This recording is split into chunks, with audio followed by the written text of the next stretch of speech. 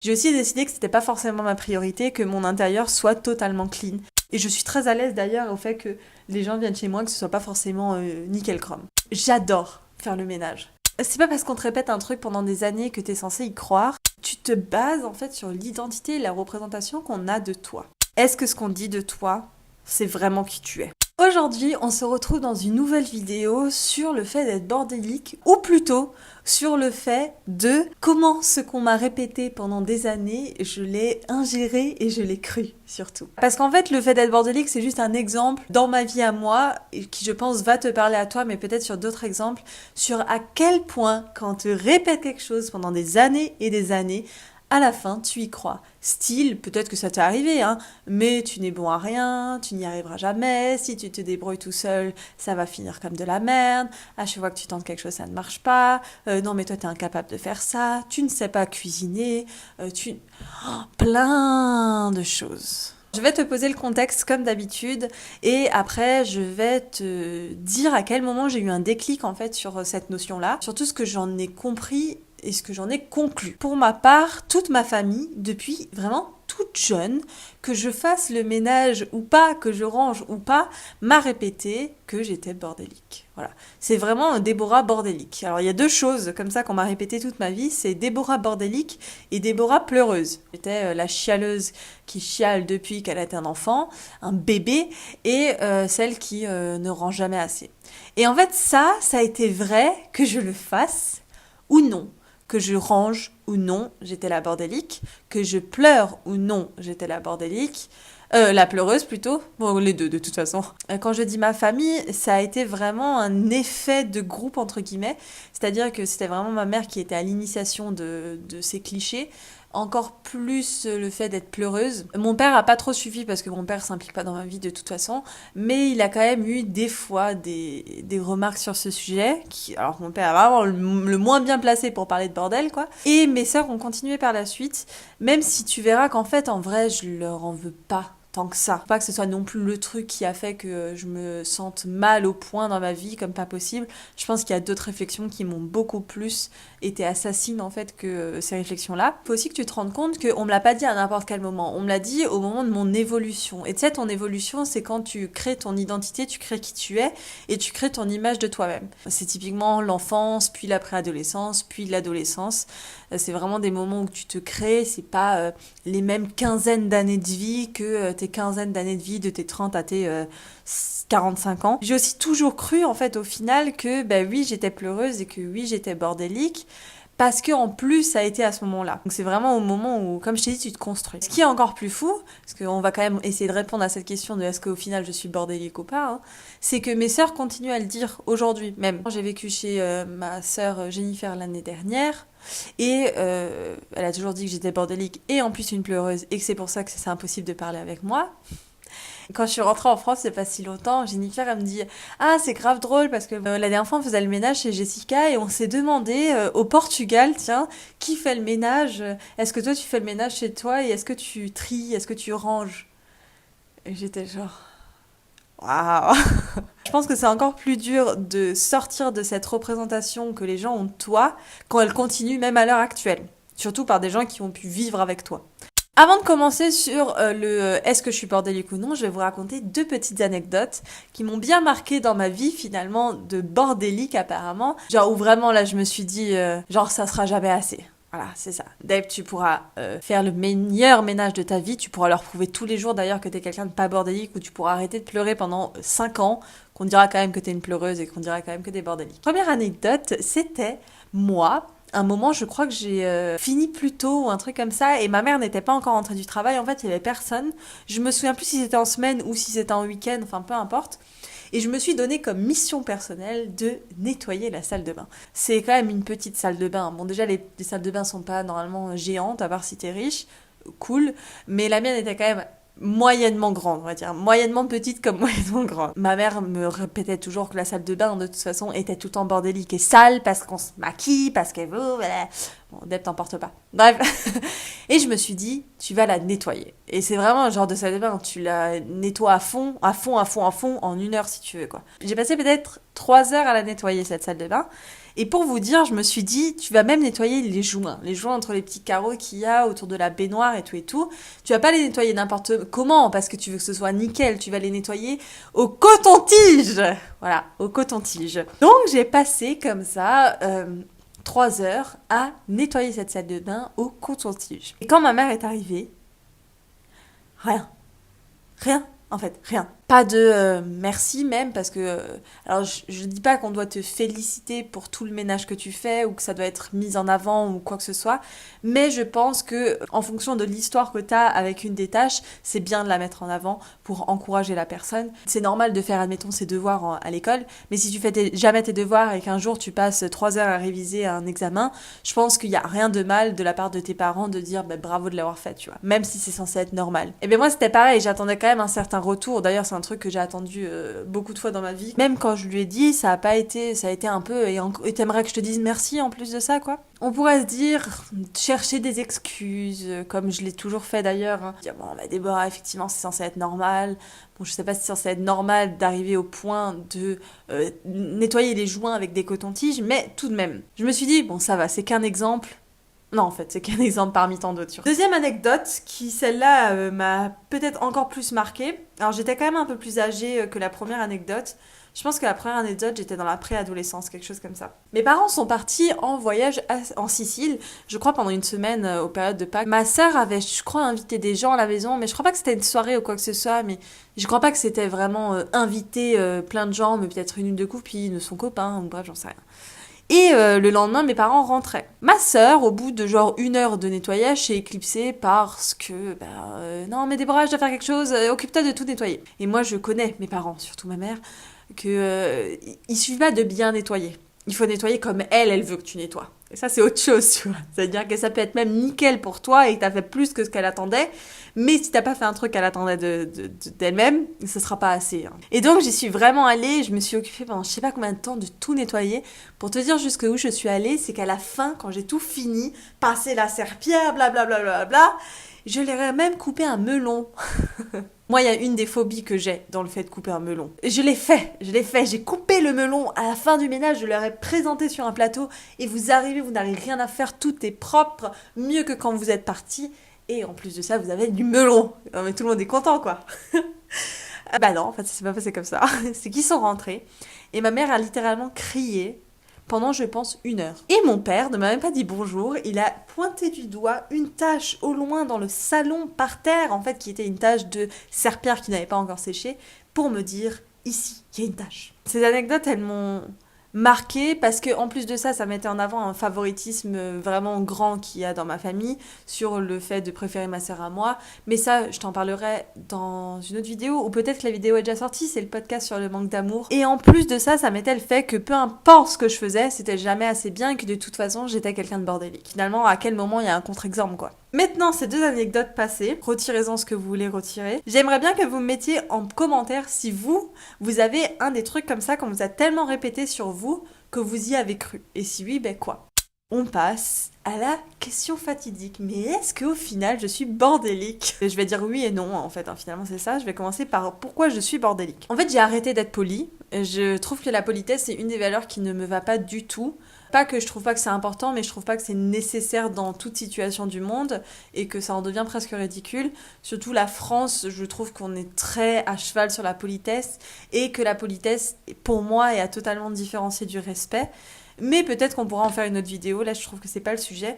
En tout cas, j'ai arrêté d'être polie sur un point par exemple qui touche au fait d'être bordélique, c'est que quand je vais chez des gens et qu'on m'invite, je n'aide pas à débarrasser. Quand je suis allée voir les parents de mon copain, je lui ai dit, parce que j'étais convaincue que je voulais recommencer toutes mes relations vraiment basées sur la vérité, sur qui je suis. Et si j'ai pas envie d'être hypocrite et de faire style que je dois débarrasser, je ne le ferai pas parce que ce n'est pas qui je suis et je préfère que tes parents ne m'aiment pas parce que j'aide pas à débarrasser plutôt qu'ils m'aiment parce que je les aide à les débarrasser. Surtout que je trouve que c'est débile de m'aimer pour ça, quoi. Mais bon, du coup, je le fais pas. J'ai arrêté d'être polie et c'est aussi parce que je pars du principe que moi, si quelqu'un vient chez moi, je vais pas le faire débarrasser. Donc tu vois, là pour moi la politesse elle est plus dans ce sens-là. C'est que moi quand je suis invitée, j'estime que c'est pas mon rôle de débarrasser parce que je suis invitée. Après que tu sois d'accord avec ça ou pas, finalement, si tu m'invites chez toi et que tu me dis, Deb, tu peux m'aider à débarrasser, je vais le faire. Mais c'est pas le truc que je fais en premier lieu.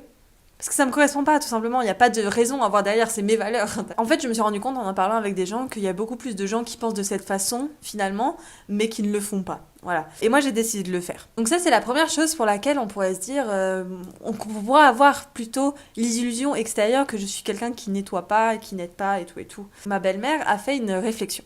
Alors pas à ce moment-là, elle a fait une réflexion à mon copain et mon copain me l'a redit. Il m'a dit, ma mère m'a demandé si t'étais fainéante. Et en fait, ce qui est dingue, c'est que vu que moi, j'ai un problème avec le fait qu'on croit que je suis bordélique, je l'ai directement mal pris. Je me suis dit, mais comment ça, elle croit que je suis bordélique, mais c'est parce que je débarrasse pas ou parce que... Et puis mon copain, il était genre... Et Déborah, elle a dit qu'elle croyait que t'étais fainéante. Elle m'a demandé, est-ce que Déborah, elle est fainéante? Et je lui ai dit non. Et ça s'arrête là. Et c'est moi qui ai fait le lien avec ce truc de pas débarrasser, de pas... Enfin, ça montre bien que c'est mes peurs et que c'est pas, en fait, finalement, ce que tout le monde croit autour de moi, quoi. Je crois que c'est pas du tout pour ça qu'elle a dit que j'étais fainéante. C'est juste parce que je vais la voir le vendredi soir. Enfin, quand j'ai ma première soirée du week-end, en fait.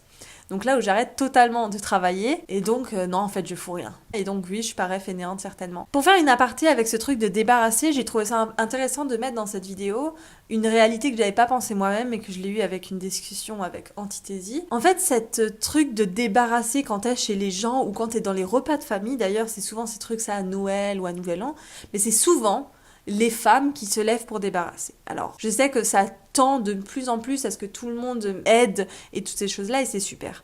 Mais j'estime que si je suis dans un repas de famille, ce qui n'arrive plus d'ailleurs, hein, mais que si ça devait arriver, je suis dans un repas de famille, et que toutes les femmes se lèvent pour aller débarrasser, et qu'on me dit « Déborah, tu aides pas, viens aider », j'ai pas de raison de le faire si tu le demandes pas à tous les maris qui ont 40, 50 ans, quoi. En fait, bordélique, ça dépend aussi de si t'es une femme ou pas. J'ai quand même la sensation qu'on en attend plus de toi qu'un homme, et peut-être qu'un homme, il va être plus facilement catégorisé comme quelqu'un qui range s'il fait 2 machines dans la semaine, quoi. Évidemment que c'est pas partout pareil, mais c'est quand même dans les esprits communs. On m'a fait quand même réflexion, encore une fois, ma belle-mère. J'avais mes faux ongles. La première chose qu'elle me dit, mais c'est pas trop dur pour faire le ménage, tu peux encore faire le ménage? Et c'est pas que la question n'est pas légitime, mais est-ce que c'est obligatoire que ce soit la première question qu'on me pose? Je suis pas sûre. La raison encore qu'on pourrait croire que je suis bordélique, c'est que je ne repasse jamais mes habits. Et j'ai très souvent des habits froissés sur moi et je m'en fous totalement. C'est pas 100% clean toujours chez moi. Genre là, si tu compares à la maison de ma sœur, alors là, tu peux te dire que c'est pas clean chez moi. Dire que ma sœur, tous les jours, elle va mettre son robot électrique là pour passer l'aspirateur. Moi, j'ai même pas d'aspirateur, j'ai qu'un balai, quoi. Pas toujours clean. Donc en fait, finalement, t'es bordélique. Je crois que le bordel, c'est un peu comme le lavage, le fait de se sentir sale de soi à soi, en fait. Je trouve que c'est quelque chose d'assez personnel et qu'il y a de grandes chances que ma limite en fait de bordel ne soit pas la même que la tienne et que peut-être que toi à partir du moment où il y a un verre qui n'a pas son dessous de verre, t'as l'impression que tout est sale et que tout va mal, alors que peut-être que moi je peux attendre que le panier à linge soit plein avant de faire une machine. Du coup ça explique aussi pourquoi mes sœurs ont une vision de moi de quelqu'un de bordélique, c'est parce que en fait on nettoie de façon différente déjà. Ma sœur du milieu Jennifer nettoie beaucoup, je trouve. Moi j'ai aussi des trucs comme je préfère faire la vaisselle le matin que directement le soir, ou genre là, typiquement, il est 11h41 et j'ai toujours pas débarrassé mon bol de ma table, mais parce que j'estime que je le ferai une fois que j'irai me préparer à manger, donc j'irai dans la cuisine, je prendrai tout, je laverai, je ferai la cuisine et je reviendrai. Et pour ma toute grande sœur Jessica, elle a aussi d'autres habitudes, elle a pas du tout eu la même éducation que moi sur le ménage aussi. Mais est-ce que ça veut dire pour autant que je suis bordélique? Je ne crois pas. Avant de te dire pourquoi je ne crois pas, je vais te donner une dernière raison de pourquoi je le suis. C'est que en fait, moi j'ai décidé de ne pas avoir cette charge mentale inutile, pour moi encore une fois, à certains moments. Donc typiquement la charge mentale de devoir repasser tous les habits, ou les serviettes, ou les chaussettes, ou les culottes. Non. J'ai aussi décidé que c'était pas forcément ma priorité, que mon intérieur soit totalement clean. Des fois, on va partir chez les parents de mon copain le vendredi soir dormir. On part le vendredi, il n'y a pas tout qui est débarrassé sur la table. Et on va revenir le samedi après-midi et on va devoir faire le reste de débarrasser. Et ça, en fait, ça va. Je me sens bien avec l'idée que quand je pars de la maison, il n'y a pas forcément tout qui soit nickel. Et je suis très à l'aise d'ailleurs au fait que les gens viennent chez moi, que ce soit pas forcément nickel chrome. Alors avec cette vision de moi, tu pourras peut-être croire que c'est tout le temps sale totalement chez moi ou des choses comme ça, mais en fait, non, pas du tout. Je trouve que c'est même très rarement sale. La première chose de pourquoi je ne suis pas bordélique, mais qu'on pourrait croire, c'est que moi, j'aime bien fonctionner par bloc. C'est-à-dire que je n'aime pas ranger un petit peu tout le temps. Genre directement finir de manger et faire la vaisselle tout de suite, au moins c'est fait. Ça c'est un truc que ma mère m'a beaucoup dit dans ma vie. Moi je préfère avoir un peu plus de vaisselle et tout faire de la vaisselle d'un coup de la journée. Je préfère typiquement me mettre 2-3 créneaux dans la semaine de 45 minutes, 1 heure de ménage intensif et je fais du ménage pendant ces heures-là et après si le reste du temps entre ces 2 créneaux c'est un peu plus bordélique, et ben tant pis, je m'en occuperai au créneau d'après. Du coup si t'arrives après un bloc, t'as l'impression que tout est propre chez moi. Si t'arrives avant un bloc de ménage, ben non. Le point aussi qui montre qu'en fait je suis pas du tout bordélique, c'est que j'adore faire le ménage. J'adore trier encore plus que faire le ménage. Comme je vous l'ai montré dans ma garde-robe minimaliste, bien organiser les choses. Il a une bibliothèque entière de livres, j'ai adoré les trier par couleur, par auteur, par... J'adore ça, j'adore me sentir organisée. Je prends vraiment du plaisir à ça et souvent quand je suis stressée, je vais faire du ménage. À quel point j'adore ça en fait, c'est que j'ai même pensé pour ma suite de coaching, donc pour plus tard, donc ma carrière future, aider les gens dans leur tri et dans leur ménage. En fait, surtout aider les gens dans leur charge mentale et dans leur pression par rapport à leur ménage, leur organisation et leur organisation de temps aussi. Je trouve que je suis très bonne à ça. Peut-être que c'est pour ça que j'aime bien faire par bloc, parce qu'au moins j'ai un peu de bordel et je peux tout retrier. La dernière raison finalement, qui montre que je suis pas bordélique et qui montre surtout en fait que c'est pas parce qu'on te répète un truc pendant des années que t'es censé y croire, c'est en fait le fait d'être sûr de moi. C'est-à-dire que moi quand j'ai eu cette discussion suite à ma belle-mère qui a dit que j'étais fainéante, Alex et moi on en a parlé et il m'a dit mais Déborah, pose-toi 2 secondes et demande-toi, est-ce que toi tu penses que t'es bordélique? Et j'étais là, non, mais on me l'a trop répété, non, mais moi je me souviens que quand j'étais jeune, je rangeais pas tout le temps ma chambre, non, mais je me souviens qu'on m'a toujours dit que je savais pas faire ça, que je savais même pas quel produit utiliser et tout. J'étais toujours dans ce non mais quoi. Tu te bases en fait sur l'identité et la représentation qu'on a de toi. Et c'est vrai qu'il y a tellement de gens, même encore actuellement, qui me disent que je suis peut-être quelqu'un de bordélique. Je crois que dans ma représentation de moi-même aujourd'hui, je suis même moins bordélique que la plupart des gens. Parce qu'en fait, j'ai trouvé le juste milieu entre ce qui était vraiment nécessaire de faire et ce qui l'est pas du tout. Ou alors, en tout cas pour moi, enfin c'est vraiment une représentation de moi à moi. Et vraiment, comme je t'ai dit, ma sœur, elle va regarder cette vidéo, elle va dire non Deb, là tu te mens à toi-même, t'es bordélique. Et en fait non, je suis bordélique pour toi, mais je le suis vraiment plus pour moi. Et je crois même qu'il y a des trucs que ma mère faisait en ménage, je le fais mieux qu'elle. Allez, tape dans la main, on a réussi. Du coup, la conclusion de cette vidéo, en fait, c'est que c'est pas parce qu'on te répète un truc pendant des années et des années que ça fait de toi cette image-là. Il faut surtout, en fait, être sûr de toi. Et pour ça, t'as pas besoin de faire attention à qui t'étais dans le passé ou comment t'as pu agir dans le passé parce qu'il y avait des circonstances différentes, en fait. C'est là, aujourd'hui, est-ce que ce qu'on dit de toi, c'est vraiment qui tu es? Si ça ne l'est pas, même s'il y a des doutes, mais si ça ne l'est pas, ça ne l'est pas. Il n'y a pas de raison que ça le soit. Et là, aujourd'hui, je peux rentrer en Alsace et on va même me continuer à dire que je suis bordélique. Je sais que c'est leur représentation de moi et que ça ne veut rien dire sur qui je suis. Cette notion de sûreté, en fait, de soi, je l'ai abordée aussi dans la vidéo sur les complexes mentaux. Et c'est une vidéo qui a peu de vues, malheureusement, mais qui, en vrai, je trouve, fait en sorte quand même que tu as une meilleure image de toi et que tu sais sur quel pied danser avec toi-même. Comme je te l'ai dit dans la vidéo, j'aimerais bien que tu me dises en commentaire si toi, il y a un truc qu'on t'a tellement répété que tu y as cru. Et si oui, lequel? Je te dis à demain. Bye bye!